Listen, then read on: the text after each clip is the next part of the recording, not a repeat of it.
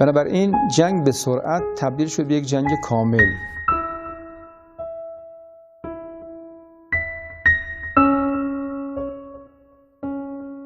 جنگ کاملا جنگ متفاوتی بود. جنگ خیلی جنگ تکنولوژی بود، دقیق بود.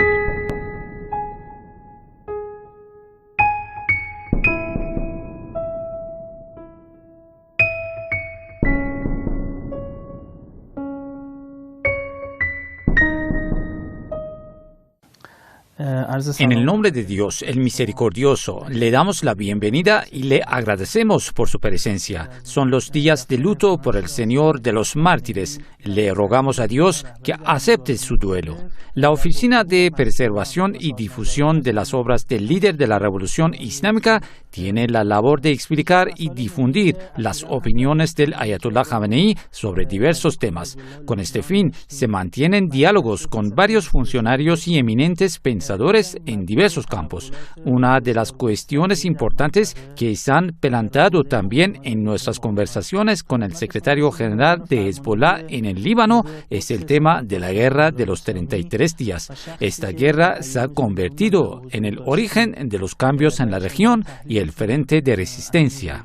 Hoy tenemos el honor de encontrarnos con usted como comandante de la fuerza de Al-Quds y la persona que participó personalmente en la batalla durante esta guerra para escuchar su análisis sobre este gran evento. Desde luego, usted no ha tenido entrevistas de prensa como comandante de las fuerzas de Al-Quds. Esta será, si Dios quiere, su primera conversación con la prensa después de 20 años. Como primera pregunta, comenzamos con el análisis de las razones preliminares de la guerra de los 33 días, en particular después de 5 años de la presencia de Estados Unidos en la región, principalmente en Irak y Afganistán. En el nombre de Alá, el compasivo, el misericordioso. Alabado sea Alá, Señor del universo. Paz y bendiciones para el mensajero de Alá y su familia. Alabado sea Alá que nos ha dirigido acá. No habríamos sido bien dirigidos si no nos hubiera dirigido Alá. La paz sea contigo, oh Abu Abdullah, y sobre las almas que se han situado en tu explanada. De mi parte, que contigo sea la paz de Dios eternamente. En tanto yo permanezca y permanezcan la noche y el día. Les comento que en la guerra de los 33 días existían ciertos temas ocultos que en realidad fueron las principales causas de la guerra. Algunos de ellos eran claros y evidentes. En realidad eran una excusa para que el régimen pudiera llevar a cabo sus metas en secreto, en un momento concreto. Aunque cuando digo que eran ocultas, en realidad nosotros conocíamos las intenciones del régimen. Pero lo que no sabíamos era que el enemigo pretendía realizar un ataque sorpresa. Después de analizar una serie de situaciones, llegamos a esa conclusión antes del comienzo de la guerra. Era que pretendía realizar un ataque rápido y por sorpresa, y que en este ataque por sorpresa, Hezbollah sería eliminado. Esta guerra se produjo en una situación en la que transcurrían dos sucesos importantes. Uno relacionado con toda la zona y otro con el régimen sionista, en especial en lo relacionado con la situación de la zona. En primer lugar, Estados Unidos, gracias a los ataques del 11 de septiembre, había conseguido ampliar su presencia militar en nuestra zona. Algo similar había ocurrido en la Segunda Guerra Mundial. Aunque con respecto a la Segunda Guerra Mundial no era comparable ni en calidad ni cantidad. Esto ocurrió por primera vez en los ataques de Saddam a Kuwait en 1991, que conllevó al ataque de Estados Unidos. También ese ataque de Estados Unidos y la derrota de Saddam hicieron que dejasen sus armas en nuestra región. Y en consecuencia los estadounidenses colocaron sus bases. Pero después del 11 de septiembre, debido a dos grandes ataques que Estados Unidos realizó, aproximadamente un 40% de sus fuerzas armadas entraron directamente en nuestra zona. Después, con el paso del tiempo y debido a una serie de cambios, las fuerzas de reserva y la Guardia Nacional también llegaron a la zona. Es decir, aproximadamente el 60% del ejército de Estados Unidos.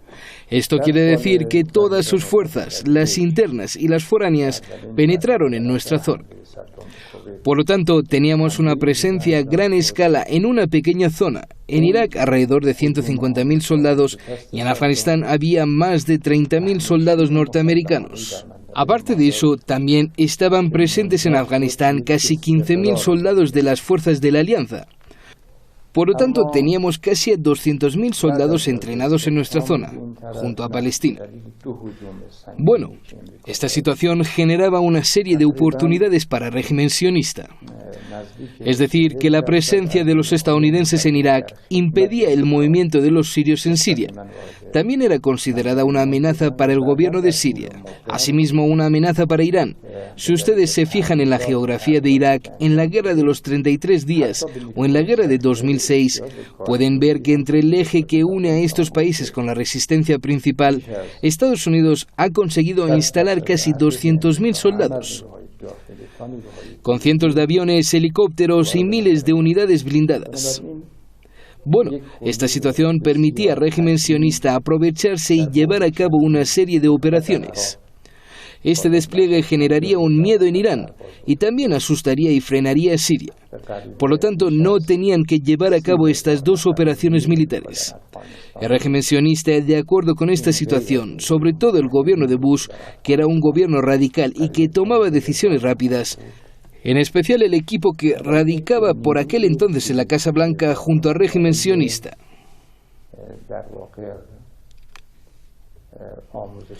Por lo tanto, ellos veían la ocasión perfecta para llevar a cabo ese tipo de actos. Así que el mayor beneficio de la presencia de los militares estadounidenses en la zona era para el régimen sionista. Se benefició del derrocamiento de Saddam, de la victoria de Estados Unidos en Afganistán y del terror que habían causado los estadounidenses en la zona.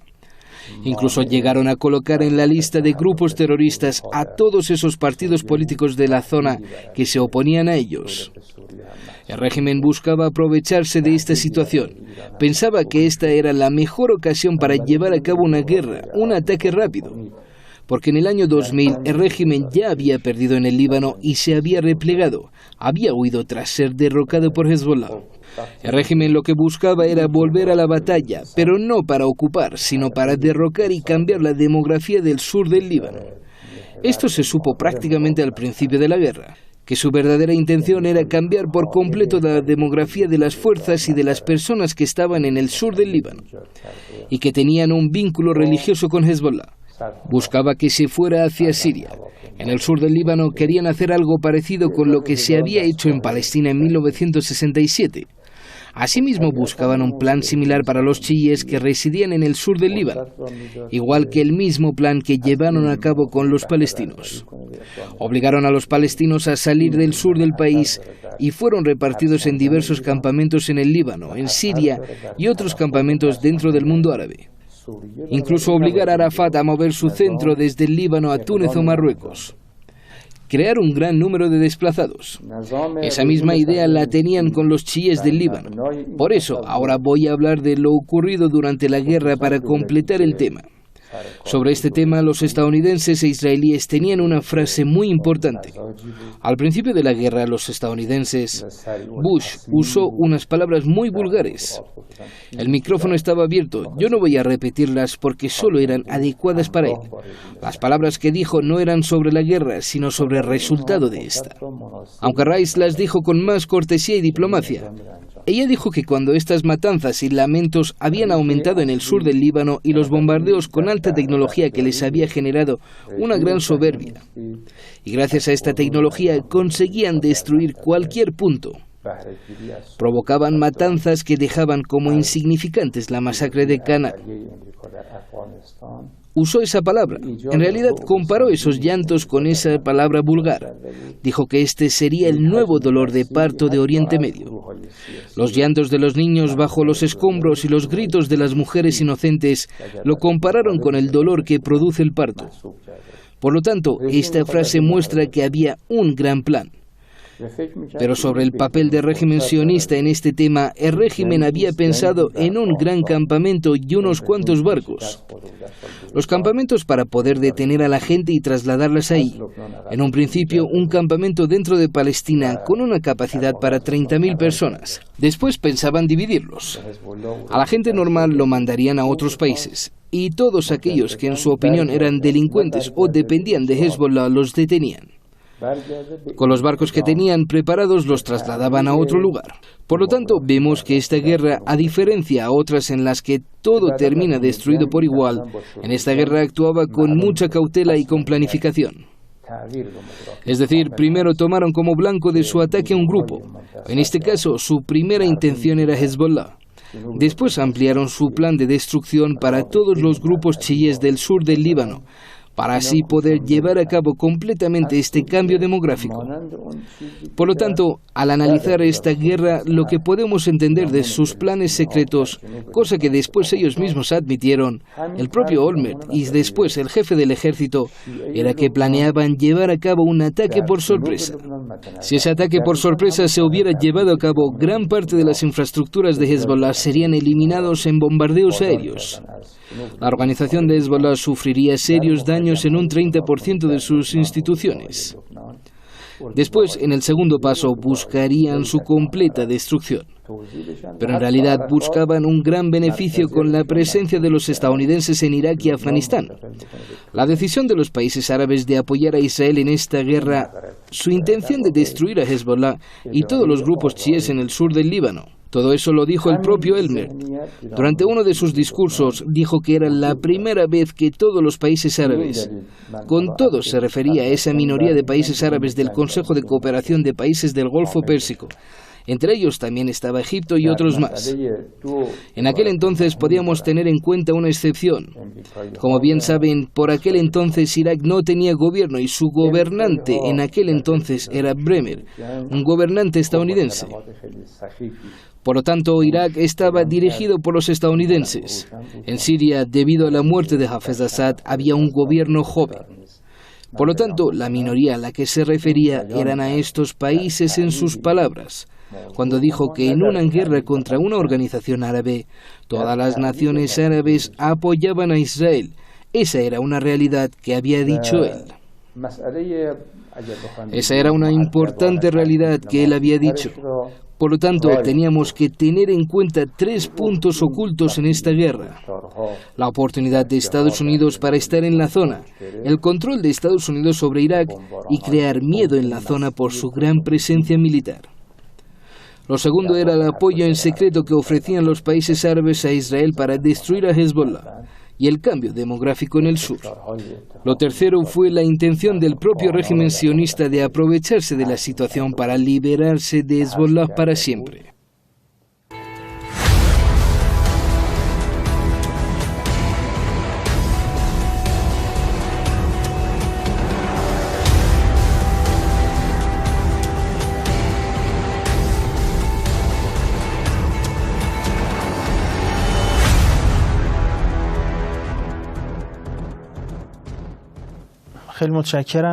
Usted ha detallado bien las causas ocultas de esta guerra. ¿Cuál fue el pretexto y las razones aparentes de esta guerra?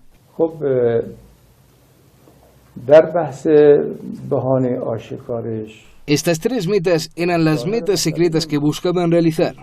En realidad eran los principales pilares de esta guerra. Bueno, respecto a la parte evidente de esta guerra, al parecer el problema era que Hezbollah se sentía comprometido con el pueblo libanés.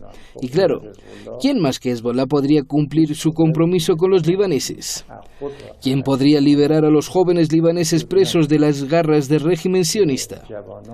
Sayyid Hassan Nasrallah en una parte de sus discursos había hecho esta promesa. Dijo que seguirían como antes intentando liberar a los jóvenes de las garras del sionismo. Los libaneses, incluidos los presos drusa o los otros presos que eran musulmanes o cristianos, su única esperanza era Hezbollah. Ahora también sigue siendo su única esperanza.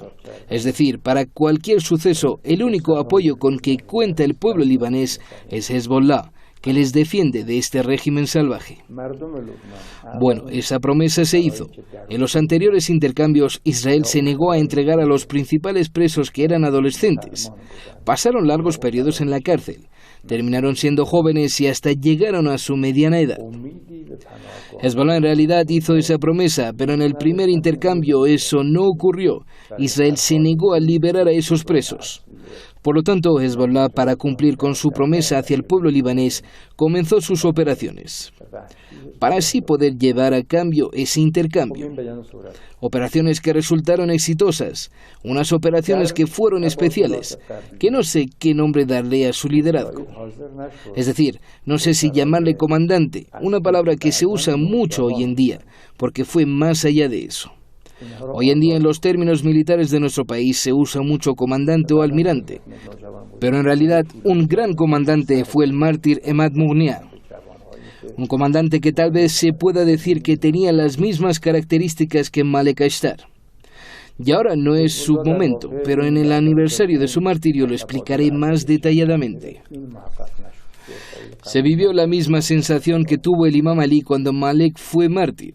La misma tristeza que abordó al imam y lloró en lo alto del minbar, afirmando que era como una montaña para quienes se apoyaban en él. Lo que dijo después de esta frase era muy importante. Malek para mí era como yo para el profeta Mahoma. En el caso de Emad era la misma situación, es decir, Emad era el mismísimo símbolo de la resistencia. Como dije anteriormente, dejando de lado los términos que usamos comúnmente, debo comparar esta situación con esa frase del imam Ali sobre Malik. Malik, ¿pero qué Malik? Si fuese una montaña, sería una montaña increíble. Si fuese una roca, sería una roca dura, tanto que ningún jinete ágil podría llegar a su cima, ni ningún pájaro podría alcanzar su cumbre. Dijo que las mujeres deben de parir para que nazca alguien como Malek. Emad tenía esa característica. Él dirigió esta escena como muchas otras escenas difíciles que lideró. Él fue el comandante de esta operación especial y lo dirigió de cerca. Él consiguió dentro de los territorios ocupados de Palestina apuntar contra un coche Hammer y tomar como presos a 2 de sus ocupantes. Bueno, en realidad esta operación fueron 3. Lo primero fue diseñar esta operación, traspasar los alambres de púas altos y extensos del régimen sionista. Porque la operación no consistía solo en disparar y derribar. Tenía que atravesar la zona y tomar como rehén a los ocupantes del coche.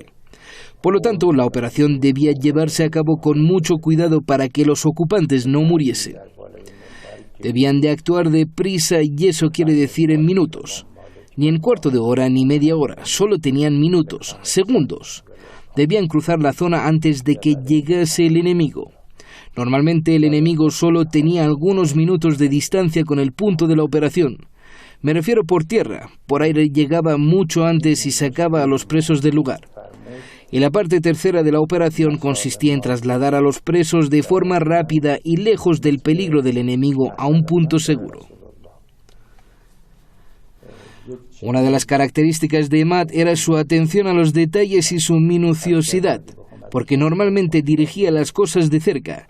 Él planificaba y él mismo actuaba. Y Emad tuvo éxito.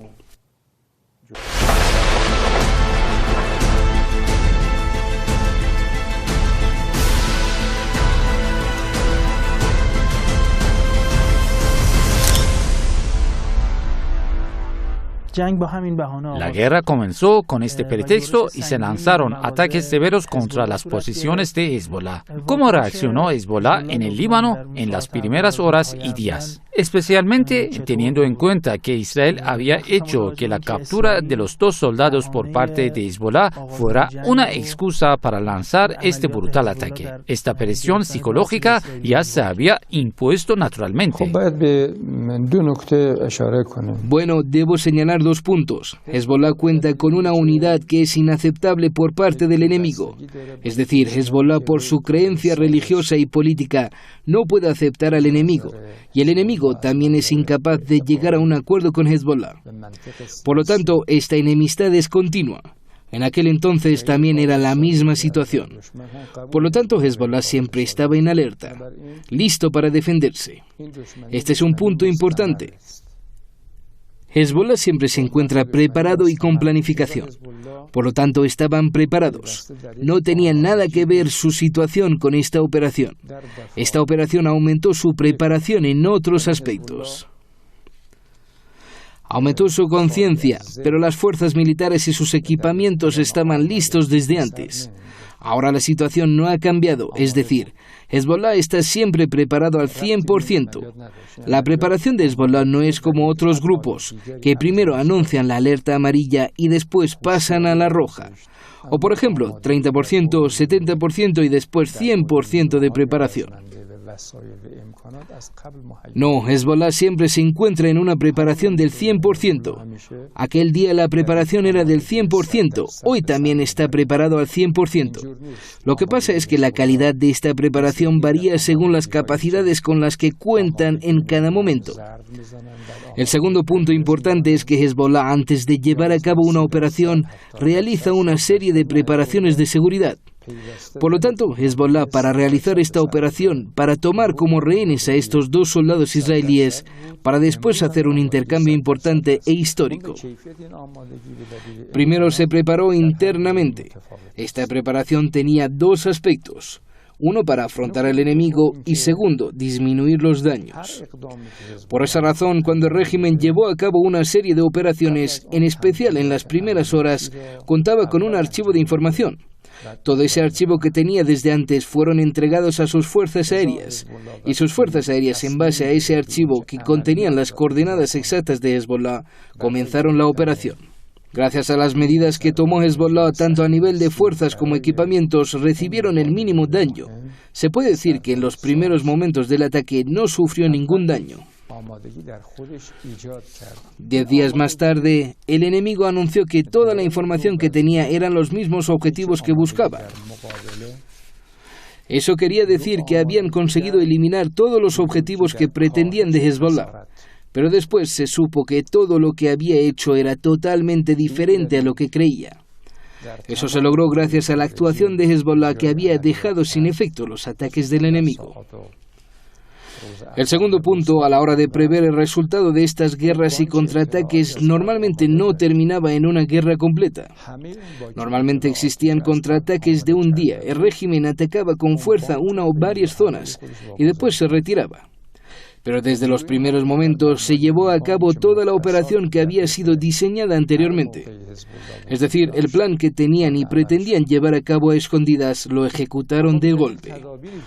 Aunque ahora estamos diciendo que a escondidas, pero después detallaré que en 2 semanas lo comprendimos, por nuestra fe y no en base a la información. Al final de la guerra comprendimos que los enemigos de antemano tenían un plan organizado para sorprendernos en esta operación. Todo lo que supimos fue gracias a la información que obtuvimos del propio enemigo. Por lo tanto, esta guerra rápidamente se convirtió en una guerra real y completa, al igual que en un almacén de pólvora que explota por completo al prender una mecha. Al parecer, de golpe se ejecutaron todos esos planes y esa gran explosión, que fue llamada la Guerra de los 33 días, ocurrió. Bueno, el primer día que ocurrió todo, yo volví al Líbano, porque el día anterior estuve ahí. Me fui a Siria, pero todos los caminos estaban bajo el fuego, en especial la entrada fronteriza principal que conecta el Líbano a Siria. Este camino estaba constantemente bajo el fuego de los aviones enemigos. Bueno, tuvimos una llamada de nuestros amigos y Emad vino a buscarme por una vía segura y me llevó al Líbano desde Siria por un camino que en parte lo recorrimos en coche y en parte a pie. En aquel entonces la guerra estaba más concentrada en las instalaciones de Hezbollah y el sur del país, y también algunas zonas en el centro y el norte. Transcurrida la primera semana, desde Teherán insistían en que volviera para dar explicaciones de lo ocurrido, y yo volví por un camino secundario. Cuando llegué, el líder de Irán estaba en la ciudad de Mashhad. Fui a verle. En la reunión se encontraban los 3 jefes de los 3 poderes de Irán, así como los principales miembros del Consejo de Seguridad Nacional.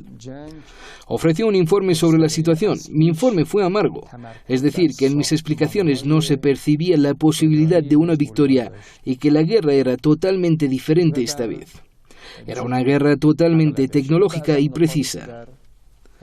Edificios de 12 pisos eran destruidos con una sola bomba. Los objetivos eran elegidos con precisión. En los pueblos que suelen estar pegados unos a los otros, es muy difícil apuntar para los bombarderos. Pero la guerra se fue moviendo desde Hezbollah a los pueblos. Es decir, atacaban solo a un pueblo que era chií y no perjudicaban al pueblo de al lado que estaban nuestros hermanos cristianos o suníes. Es decir, en un pueblo uno estaba tranquilamente fumándose una shisha y el pueblo de al lado estaba bajo fuego. Yo ofrecí mi informe en esa reunión. Coincidió con la hora de rezo.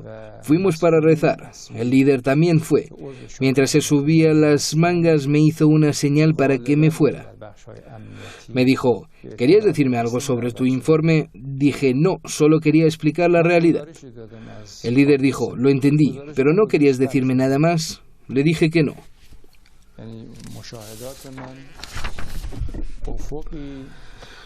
Terminamos el rezo y volvimos a la reunión.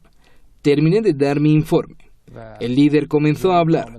Dijo varias cosas. Entre ellas señaló que lo que se había dicho sobre la guerra era tal cual. Esta era una guerra muy difícil, pero creo que esta guerra es como la batalla de las trincheras. Los rezos de esta guerra o de la batalla de las trincheras son las mismas.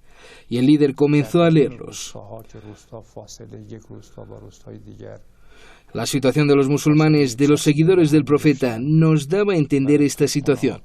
Pero yo creo que la victoria en esta guerra será como la victoria en la batalla de las trincheras. Me extrañé mucho porque mis conocimientos militares decían otra cosa. Deseaba que el líder no hubiese dicho esto, que ese fuera el resultado, es decir, la victoria, como la gran victoria del profeta. Después dijo dos puntos que eran muy importantes. Primero dijo, eso fue lo que entendí, y siempre digo a mis amigos, en mis 20 años de experiencia junto al líder, he visto que siempre tiene en cuenta la devoción. Por lo tanto, estoy seguro de que siempre será lo que dice. O estoy seguro que si dice algo, se conseguirá. El líder dijo que se imaginaba que Israel había preparado este plan de antemano. Quería implementarlo de repente para sorprender y destruir a Hezbollah. No obstante, la operación de Hezbollah para capturar a los dos prisioneros anuló tal sorpresa de Israel. Yo tenía esta información y tampoco estaba disponible para el señor Nasrallah. Ninguno de nosotros tenía esa información, ni siquiera Emad Mounier. Ninguno de nosotros tenía esta información. Bueno, ellos estaban en la frontera y vieron todo. Esta fue una muy buena noticia para mí porque ayudaría y animaría mucho a Nasrallah. Al principio no fue tan grave y finalmente se intensificó, cuando aumentó el número de mártires y la cantidad de destrucción y pérdidas. Sayyid Nasrallah hacía declaraciones que me afectaron mucho. Quiero repetir esas declaraciones. Encontré esas frases muy buenas para hablar de él. Sería posible que uno maldiga y diga, ¿por qué Hezbollah ha puesto en peligro a todos los chiíes para mantener a dos cautivos? Pero Hezbollah se ha salvado a sí mismo y al pueblo libanés. Desde la destrucción completa hasta la retención de los cautivos. Estas son noticias buenas e importantes. Otro punto que mencionó él fue el aspecto espiritual. Les dijo que leyeran la oración de Joshan Sagir, conocida entre los chiíes como la gran oración de Joshan Kabir. La oración de Joshan Sagir normalmente no es muy conocida entre los chiíes. Por lo menos es así entre la gente común. La situación puede ser diferente entre los eruditos y la élite. El líder dejó claro que esta recomendación no debería sorprendernos al leer la oración de Joshan Sagir, ya que algunos cuestionaban cuando se les decía que leyeran el Sura al-Ikhlas 4 veces o el Sura al-Fatih para que el problema se resuelva. El líder explicó que esta pequeña oración representa la situación del hombre en el estado de compulsión. Un hombre que se encuentra en un estado de compulsión extrema y quiere hablar con Dios está en un estado de compulsión. Yo regresé ese mismo día a Teherán y por la noche y volví a Siria. Pero me sentía muy bien, es decir, llevaba algo que podría haber sido más valioso que cualquier otra cosa para Nasrallah. También vino Emad y juntos fuimos a ver a Sayyid Nasrallah. Yo le conté todo y tal vez nada había influido tanto en la moral del señor Nasrallah. En primer lugar, tiene una peculiaridad que ninguno de nosotros hemos alcanzado en el mismo grado. Creo que deberíamos aprender de él lecciones de jurisprudencia. Él tiene fe y una firme creencia en las palabras de su líder supremo y las considera palabras divinas. Por lo tanto, se interesa mucho y presta mucha atención a cualquier palabra o frase que emane de su líder supremo. Yo se lo expliqué y él se alegró mucho. Al principio los mujahidines corrieron rápidamente la voz del líder de que la victoria en esta guerra sería como en la batalla de la trinchera. Esto significa que hay adversidad y muchas dificultades, pero todo terminará con una gran victoria. Este punto de vista del líder se propagó entre las filas de los mujahidines, desde aquellos que estaban en los puntos de contacto y avanzaron frente al enemigo hasta todos los rangos de los mujahidines. En segundo lugar, el análisis de que el enemigo había preparado un proyecto por adelantado se convirtió en la base de las actividades de Seyyed Nasrallah para preparar la opinión pública y alertar a las personas sobre las intenciones del enemigo. En tercer lugar, en cuanto a la oración de Joshan Saghir, se extendió ampliamente. Como tenía muchos conceptos místicos y espirituales valiosos, quizás se pudo decir que es una de las mejores oraciones de Mafatih al-Jenan y contiene muchas concepciones sobre ser un siervo de Dios. Esta oración se extendió ampliamente y Al-Manar TV la transmitía continuamente. Lo hacía con una voz muy buena y triste, y también la leían en la zona cristiana.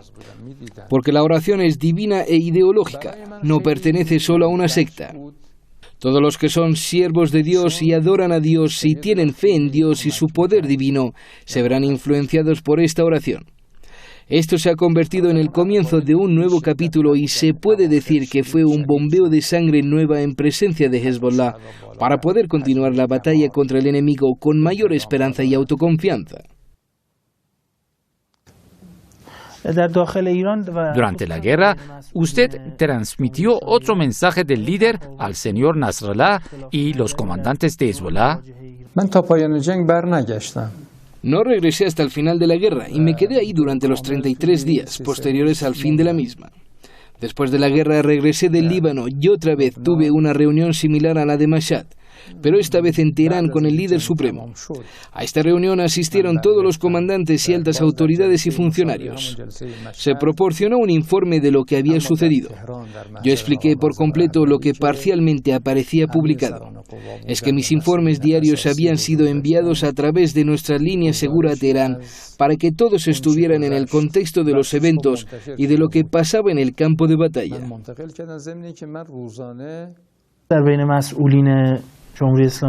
¿Cuáles fueron las opiniones dentro de Irán y la reacción de la República Islámica al respecto? ¿Hubo opiniones discrepantes entre las autoridades o todos fueron unánimes sobre la respuesta? No, nunca hubo divergencia de opiniones. Todos respaldaron unánimemente la ayuda moral y material a Hezbollah, es decir, armas, equipo, capacidad, medios y lo que está dentro del marco de las capacidades de la República Islámica. No hubo preocupación al respecto, no había nadie cuestionándolo dentro del sistema, al menos en ese periodo, porque mientras estuve ahí pude escuchar lo que estaba sucediendo y no hubo preocupación al respecto. Hubo una unidad total en la República Islámica con respecto al apoyo a Hezbollah y la búsqueda de su victoria. Había una unidad en el sentido pleno de la República Islámica. Hubo una devoción por este apoyo y el eje principal era su líder supremo. Por lo tanto, no había dudas ni titubeos al respecto, porque era en interés de la República Islámica, del Islam y del mundo islámico. Por supuesto, puede haber diferencias de opinión sobre varios temas, pero sobre el tema de Hezbollah ha habido consenso y unidad de palabra en todos los niveles.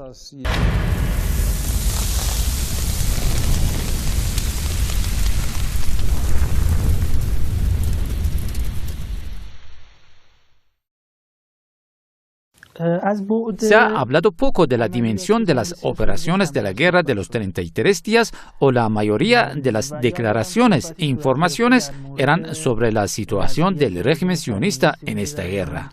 Nos gustaría saber de usted mismo detalles sobre las estrategias que se han seguido en las operaciones de Hezbollah en el Líbano, ya que usted ha participado activamente en el conflicto. Todavía hay cosas que no se pueden revelar sobre la guerra de los 33 días. Quizás porque solo han pasado 13 años desde esa guerra. Todavía tenemos muchos años para revelar algunos de sus secretos y lo que Hezbollah hizo, que sigue siendo un secreto. Pero hay varios puntos importantes y útiles de los que hablar. Hezbollah tenía un centro de operaciones en el corazón del suburbio y sus edificios adyacentes fueron bombardeados y destruidos constantemente. Todas las noches había 2 o 3 grandes edificios altos de 12 pisos o 13 pisos, más o menos, y normalmente no tenían más de 15 pisos que colapsaban completamente. Una noche, cuando estábamos en el centro de operaciones, todos los oficiales del departamento de guerra estaban en esa sala. Este centro de operaciones no era subterráneo, sino uno normal. Pero hay algunos dispositivos de comunicación y enlace para poder comunicarse y contactar con diferentes partes. Después de que bombardearon y destruyeron los edificios cercanos a nosotros, sentí que era de noche y que eran alrededor de las 11 de la noche. Sentí que había una seria amenaza para la vida del señor Nasrallah y decidí llevarlo a otro lugar. Ahmad y yo consultamos. Seyed raramente aceptaba dejar el centro de operaciones. Salir no significaba dejar el barrio, de un edificio que imaginábamos que estaba en riesgo debido a las ideas y venidas que había y debido a que los aviones MK, es decir, drones israelíes, volaban constantemente sobre nuestras cabezas en los 3 suburbios y monitoreaban cuidadosamente todos los movimientos, las idas y venidas incluso de una moto. Entonces el suburbio estaba completamente en silencio a las 12 de la noche. Era como si nadie viviera ahí, en el corazón del suburbio que era el centro principal de Hezbollah. Acordamos trasladarnos de aquí a otro edificio y lo hicimos. No había una gran distancia entre el primer y el segundo edificio. Cuando nos trasladamos, tan pronto entramos en ese edificio, hubo nuevos bombardeos y bombardearon las cercanías de aquel edificio. Esperamos ahí porque teníamos una línea segura y no se debía interrumpir una conexión, especialmente la del señor Nasrallah e Ahmad. Otro bombardeo ocurrió nuevamente y destruyó un puente adyacente a ese edificio. Sentimos que estos bombardeos vendrían seguidos por un tercero y que podrían bombardear este edificio también. Solo había 3 personas en el edificio, el señor Nasrallah, Ahmad y yo. Entonces decidimos salir del edificio a otro. Los 3 salimos y no había automóvil y el suburbio estaba completamente oscuro y nublado. Había un silencio absoluto. Solo había voces de régimen sionista por el suburbio. Llevaba puesto un traje de camuflaje militar. Me quité la camisa militar y me quedé con la camisa de civil que llevaba puesto debajo. Era una camisa común, pero mis pantalones eran pantalones militares. Ahmad nos dijo a mí y al Seyed que nos sentáramos a la sombra de un árbol. No bajo su sombra, porque era de noche y no tenía sombra, sino que nos sentáramos debajo de él para estar protegidos a pesar de que no protegía. Debido a que los aviones MK con cámaras detectan la temperatura del cuerpo humano y lo distinguen de otras fuentes térmicas. Así que el concepto era que nada podía estar oculto. Nos sentamos en ese lugar y recordamos la historia de Moslem, no para mí, sino para Nasrallah. Seyed era el propietario de ese lugar. Ahmad se fue y encontró rápidamente un automóvil y regresó, y quizás no tardó más de unos minutos. Regresó rápidamente. Lo que quiera destacar de Ahmad, me temo que como ayer se interrumpa la sesión, pero no tenía rival, especialmente en la planificación. Cuando llegó el auto, los aviones MK volaban sobre nuestras cabezas y se enfocaban en nosotros. Cuando conseguimos el auto, los aviones se enfocaron en él. Sabes que cuando los MK envían sus señales, estas se transmiten a Tel Aviv y ellos ven las escenas e imágenes en sus centros de operaciones. Nos llevó tiempo pasar de un subterráneo a otro y luego pasar de este automóvil a algo que no se puede mencionar ahora para engañar al enemigo.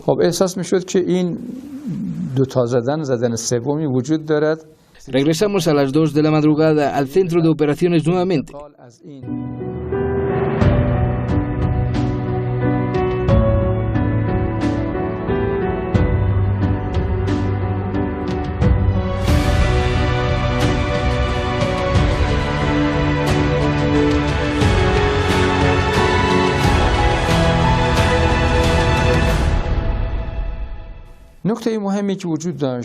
El punto importante era que generalmente había una aceleración rápida en las guerras.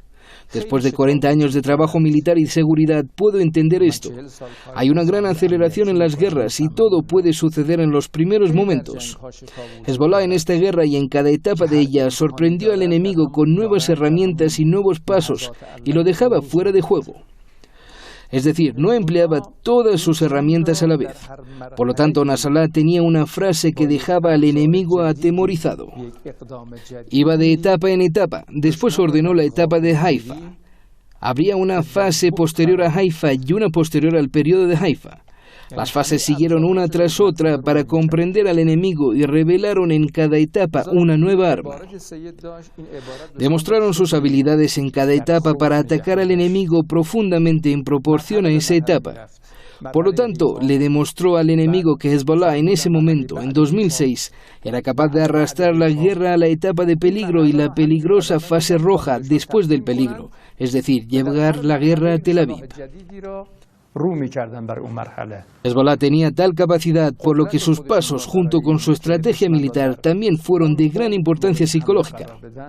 Es decir, llevaba a cabo acciones militares y creaba desafíos y dificultades para el enemigo en cada etapa, en un área geográfica particular del territorio palestino ocupado. El enemigo también estaba psicológicamente confundido.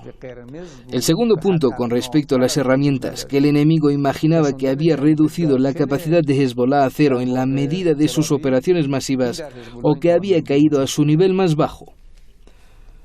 En cada etapa el enemigo declaró que Hezbollah ya no era capaz de disparar cohetes y que no conservaba ninguna capacidad misilística.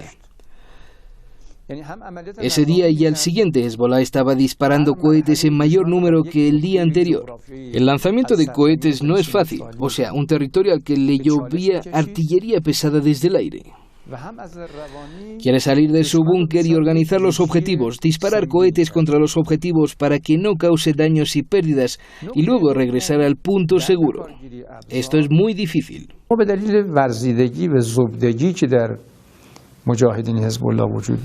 Sin embargo, debido a la experiencia de los mujahidines de Hezbollah, estos trabajos se realizaron con la máxima precisión debido a la capacidad precisa e intensiva que tuvieron de 2000 a 2006. Es decir, desde la huida de la entidad sionista o su derrota en el sur del Líbano, estos ejercicios comenzaron intensamente y no se detuvieron hasta 2006 como un proyecto de Hezbollah llamado el proyecto El Señor de los Mártires. El director de este proyecto fue Emad y su planificador fue Emad. Emad ha organizado arreglos y distribuciones precisas sobre cómo actuar si se produce una confrontación con el enemigo. El tercer punto es la táctica de Hezbollah, que era diferente a las guerras convencionales. En las guerras convencionales hay un montículo de tierra, pero en esta guerra no había. Cada punto era un montículo de tierra, cada punto de esta guerra y desde el punto de contacto en la frontera entre Palestina ocupada y el Líbano hasta el río Litani al menos. Cada punto ahí, cada colina, cada pueblo, cada casa, cada área era una línea de frente y un montículo de tierra. Este montículo no era una cubierta perceptible como se conoce en las guerras. Nosotros en nuestra guerra lo usamos, con nuestra propia táctica. Si quisiera comprarlo, toda esta táctica adoptada por Hezbollah sería como un campo de minas vasto. Un campo de minas vasto en el que no había un punto de vacío y seguro. Observe cómo se mueve el enemigo y verá cómo no ha podido ingresar a algunas aldeas cercanas a la frontera como Ait al-Shab. No pudo ingresar a estas aldeas y no pudo ingresar a las ciudades.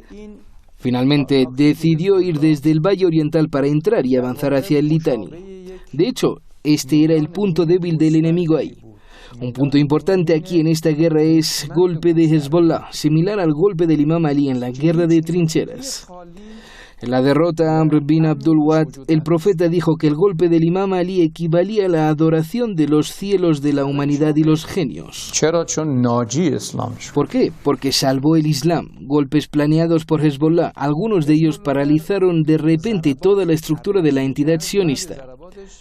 Entre estas estructuras estaba el poder naval de la entidad sionista. Se sabe que el acceso al sur tenía una vía de transporte. Esta ruta era desde las costas del Mediterráneo hasta Sidón y Tiro, y por lo tanto hasta el frente sur. En todas las guerras, la entidad sionista colocó sus jeeps en el mar para cerrar este camino con su artillería. Esto es lo que hicieron en esta guerra también durante la primera semana. Lo que el enemigo no imaginó y Hezbollah lo sorprendió fue la cuestión de los misiles navales. Ese día quería usar misiles navales por primera vez. No los había usado antes. Todos los misiles eran secretos y estaban escondidos en un punto secreto, y la operación fue un proceso difícil. Hubo que sacar el cohete de su escondite en un automóvil que lo transportaba y llegar a un punto de lanzamiento abierto. Había 3 o 4 buques de guerra israelíes en el mar. Por lo tanto, Nasrallah estuvo de acuerdo con Emad. Se rumoreaba en el momento que Seyed estaba herido y había una preocupación general entre la gente en el Líbano. Seyed Nasrallah tuvo que hablar. Hasta ese día el enemigo había logrado conservar su superioridad durante esa semana y no habíamos hecho nada excepto reacciones de cohetes. Este proceso debería haber tenido lugar. Este cohete salió varias veces a su plataforma. Lo quería lanzar y planteó un problema en el lanzamiento. En su discurso, Seyed Nasrallah quería anunciar este logro como una sorpresa. Este fue un proceso sorprendentemente importante. Habíamos llegado al final del discurso de Seyed Nasrallah. Es como si ahora estuviera sentado en esta sala grabando mis palabras, luego eliminando parte de ellas y publicando parte de ellas. O más tarde me muestren que eliminé parte de él. El discurso del señor Nasrallah debería haberse organizado en la sala. Había una habitación lateral y estábamos sentados juntos con Emad y otro hermano. El enfrentamiento continuaba y el misil aún no se había disparado. La palabra del Señor llegó a su fin y quiso decir la paz y misericordia de Dios. Cuando llegó a este punto y antes de que Seyed hablara, el misil fue disparado. El misil fue lanzado con una velocidad superior a la del sonido, golpeando el objetivo rápidamente. Por lo tanto, Seyed Nasrallah lo dijo al final de su discurso, en lo que parecía una declaración metafísica como si estuviera viendo la escena. Dijo que ahora se podía ver que el acorazado israelí estaba ardiendo. Esto coincidió con el momento en que el misil alcanzó el objetivo. Esta es en sí misma una filosofía que puede no ser ampliamente aceptada por el público, pero por el amor de Dios que coincidió con las palabras del maestro y golpeó a esta barcaza con precisión. Sin embargo, estos acorazados tienen capacidades de interferencia y distorsión, y pueden distorsionar el camino del misil y tener antimisiles. Pueden golpear el misil antes de que llegue. Pero el misil lo golpeó y partió la barcaza en dos. Así se deshicieron de la fuerza naval sionista hasta el final de la guerra, donde no se vio su armada. Se vio que toda la fuerza naval sionista se desapareció con un misil. Por supuesto, esto es algo que merece un análisis y debate y se puede hablar durante mucho tiempo. Un aspecto de la charla son las capacidades sionistas. Una entidad cuya armada desaparece de la escena con un solo cohete muestra que no importa cuántos acorazados tenga. Si esta armada se desaparece con un misil esta vez, desaparecerá la próxima vez con 2 o 3. Si sale con un misil de 100 kilómetros, la próxima vez saldrá con un misil de 300 kilómetros.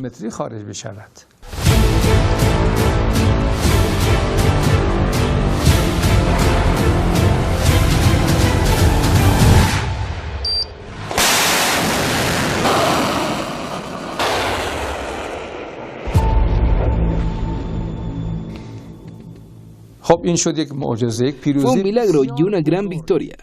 Las personas que fueron desplazadas o expuestas a los bombardeos gritaron y lanzaron al aire su alegría. Esta fue otra sorpresa de Hezbollah y cambió la ecuación. La entidad sionista no pudo compensar y devolver esta ecuación hasta que llegó hacia la llanura de Hiam y hacia el Litani. Los días 28 y 27 fueron días difíciles. Nos separaron a Emad y a mí. Nosotros estábamos en un lugar y Nasrallah estaba en otro. Tuvimos reuniones por la noche. Con un principio especial que nosotros transmitimos a Seyed, nos encontrábamos con él. Emad estaba proporcionando un informe completo sobre el campo de batalla. Estaba recibiendo las medidas proporcionadas por el señor Nasrallah. Del 20 al 28 fueron muy difíciles, pesados y difíciles. Podría decirse que fue uno de los días más difíciles de estos 33 días. Algunas cosas no se pueden declarar ahora, con respecto a las condiciones de Seyed y Mujahedin. Emad tomó una iniciativa importante con un gran impacto. Si tuviéramos que medir su impacto, podría compararse con el mensaje y la promesa hecha por el comandante. Fue tan importante. La iniciativa es la masiva de los mujahedines asediados en las líneas del frente para enfrentar a su enemigo bajo fuego para dirigirse a Seyed Nasrallah. Fue una carta maravillosa. Cuando se leyó el mensaje ese día, Emad estaba llorando mientras planeaba esta iniciativa. No pude escuchar la voz que lee la carta y no llora. Lo más importante, la respuesta de Nasrallah. Si queremos la analogía, tal vez podría compararse con los poemas de los compañeros del Imam Hussein en Karbala, que estaban frente al ejército enemigo en defensa del Imam Hussein. Las palabras de Seyed en firmeza y en la apreciación y santificación del trabajo de sus compañeros Mujahideen son similares a las palabras del Imam Hussein en la noche de Ashura. Estas dos palabras, cada una de las cuales tuvo una gran influencia, fueron verdaderamente divinas. Estas declaraciones y escritos de los combatientes mujahidines de la escena y la respuesta del Señor tuvieron efectos enormes y proporcionaron a todos una gran energía. Pero se ha revertido desde el día 28. Aquí debo señalar un punto si se transmite. Espero que todos lo escuchen. Hemos tenido muchas de estas escenas y eventos en la épica de la defensa sagrada y la guerra impuesta. Siempre dije que uno de los indicadores de nuestra elegibilidad en la guerra eran la moral de los combatientes y su alta espiritualidad, como el comportamiento y la altura del bloqueo. Estaban diciendo cosas por detrás del telón una vez que estábamos en Shalamche y queríamos hacer operaciones. Antes de la quinta operación en Karbala, quizás hace 1 año y medio, para que el enemigo no se percatara, desplegamos las fuerzas de inteligencia designadas para nuestras operaciones. Y el agua estaba delante de nosotros, y ese día 2 de nuestros jóvenes, Sadeghi y Musaipur, fueron de exploradores y no regresaron. Teníamos un hermano con un carácter muy místico, era un joven y estudiante de escuela, pero él conocía mucho el alma. Es decir, puede haber sido poco común en la mística práctica. Había alcanzado un rango que los grandes eruditos no alcanzaban hasta después de 70 u 80 años, pero lo había alcanzado. Él me llamó y dijo que fuera. En ese momento estaba en Rakal y yo estaba en Ahvaz cuando llamó. Yo fui y Akbar Musaipur y Sadeghi fueron y yo volví. Yo estaba muy molesto, dije que el enemigo nos tomó prisioneros, incluso antes de comenzar estas operaciones. Lo dije enojado. Me quedé allí esa noche y luego volví y tuvimos múltiples frentes. Me llamó 2 días después y me dijo que entrara. Me dijo que al día siguiente Akbar Musaí volvería. Su nombre era Hussein y dije, Hussein. Usé una palabra que no debería mencionar ahora. Dijo que Hussein sonrió levemente. Todavía lo tengo grabado en mis ojos. Hussein dijo que el hijo de Ghulam Hussein dice esto. El nombre de su padre era Ghulam Hussein. Era un valioso maestro de secundaria y su madre también era una maestra de secundaria, hija de maestros. Fue maestro desde la adolescencia.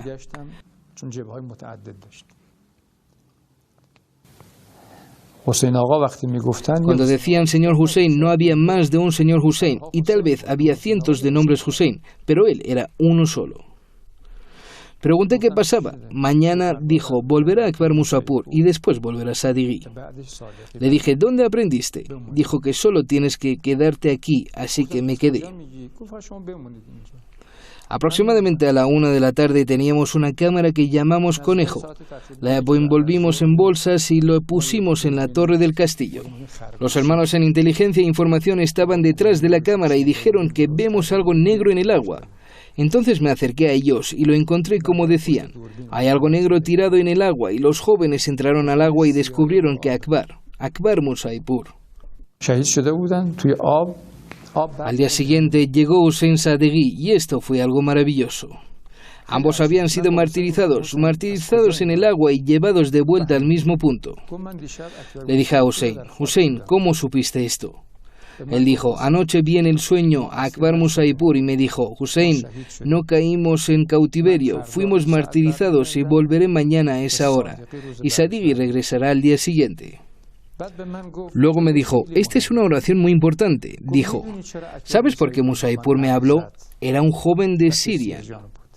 ¿No te lo había dicho Sadeghi? Dije, no. Él dijo, debido a que Akbar Musaipur tenía 2 virtudes, la primera en que estaba casado y la segunda en que no abandonaba la oración nocturna incluso mientras estaba en el agua. Estas 2 virtudes vino a decirme. Hussein luego fue martirizado. Quiero volver a este punto, que en aquella situación las cosas eran muy difíciles. Un hermano de Hezbollah que era religioso y fue responsable en el sur del Líbano, dijo que había visto a una dama venir junto a otras 2 mujeres. En ese estado de visión sentí que ella es la señora Zahra, la paz sea con ella. Entonces ella se apresuró a sus benditos pies. Dice, le dije en árabe, ya ves cómo es nuestra situación, y la señora dijo que lo arreglará. Le dije, no, como si insistiera en que me pusiera de pie y estuviera decidido a recibir algo de ella. Después de insistir, dijo que se arreglaría y sacó un pañuelo y lo sacudió así y dijo que ya está. Un momento después, un helicóptero israelí fue alcanzado por un misil. Luego comenzó la cuenta regresiva para la entidad sionista y su derrota golpeó sus tanques. Y desde entonces cambió la ecuación y apareció una nueva ecuación. Los misiles Kornet se revelaron por primera vez en esta guerra y los primeros tanques que aparecen fueron alcanzados. Perdón, los tanques israelíes de Merkava, que aún no han sido atacados de esta manera, fueron destruidos unos 7 tanques en un día. به این شکل زده نشدن نزدیک 7 تا تانک در یک روز زده شد.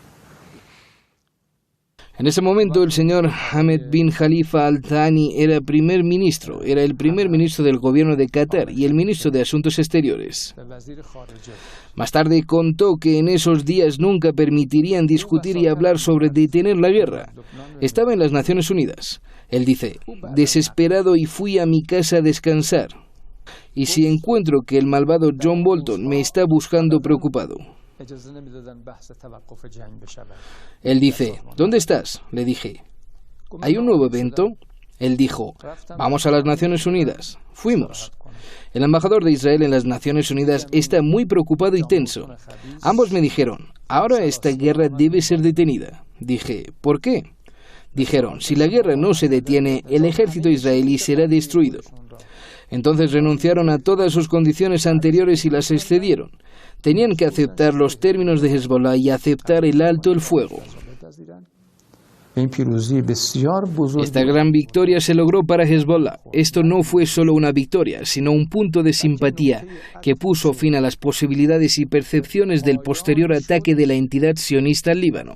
Esta percepción todavía existe hoy. Y creo que es una percepción que no puede desaparecer fácilmente. Hezbollah no solo cambió la percepción de la entidad sionista con respecto a atacar al Líbano, sino que efectuó sobre cualquier percepción de los sionistas en realizar cualquier otro ataque.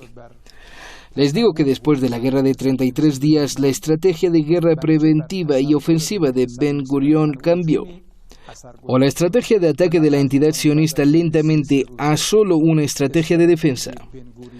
Viste en el evento que tuvo lugar hace semanas, donde Hezbollah amenazó con atacar a la entidad sionista y tomar represalias por los 2 mártires. ¿Cómo la entidad sionista huyó de 3 a 5 kilómetros desde el punto fronterizo hasta la parte trasera? En la medida en que el corresponsal de los campos fue al lado del alambre de púas y dijo, te estoy hablando desde Palestina ocupada. Este es el efecto de la guerra de 33 días y que Alá bendiga a Muhammad y su familia.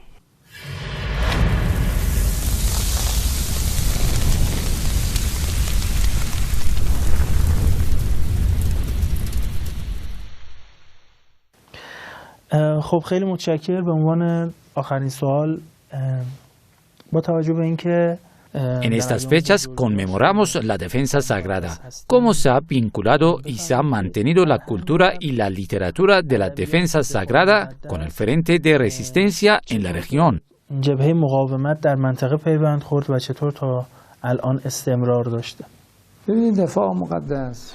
Con respecto a la épica de la defensa sagrada, si volvemos al curso de los acontecimientos en el Islam temprano, descubriremos que el imán de los fieles seguía el ejemplo del mensajero de Alá cuando predicaba y cuando escribía cartas y cuando pronunciaba discursos. Su modelo a seguir básico era el tiempo del profeta y el trabajo del profeta y la biografía del profeta. Cuando el maestro de los mártires quería seguir su ejemplo, estableció su ejemplo como imam amir de los fieles, como testigo de mis ojos y la persona más cercana a la biografía del profeta. Prácticamente expresó esta biografía, la aplicó y la convirtió en la base de su trabajo. Este es el caso de nuestra defensa sagrada, es decir, que tiene una santidad y una especie de maternidad y de eje con respecto a otras defensas sagradas que existen. No puedo decir que si no fuera una defensa sagrada no habría nada, pero lo que sucedió en la defensa sagrada de las condiciones y manifestaciones de la moral fue que las mejores pistas y los medios religiosos emergieron ahí en los rangos más altos. Las situaciones doctrinales y de adoración estaban en las formas más altas y sin distorsión. Los temas del altruismo, la yihad y el martirio estaban en su mejor forma. Incluso la administración y la relación entre el director y los subordinados, si queremos comparar, y comparar es posible, comparar las escenas más raras del Islam temprano, por lo tanto, la defensa sagrada fue la más alta en todos los campos y temas. Esta era la cordillera y este es el pico de las montañas de Zagros, que tiene más de 1000 kilómetros de largo, pero su pico conocido es la cumbre de Damavand. El pico de Damavand es el principal punto alto de la cordillera de Alborz, es el pico más alto de Alborz. Discúlpeme, Zagros. Correcto, es el Alborz y la longitud de esta cordillera es de 1000 kilómetros, pero la cumbre conocida es Damavand. Nuestra defensa sagrada en comparación con otras defensas se asemeja a la cima de Damavand, en la cordillera de Alborz. Es el más alto de todos los otros picos que son colinas. Esto es lo que podemos decir si queremos la analogía. Sallallahu alaihi wa sallam.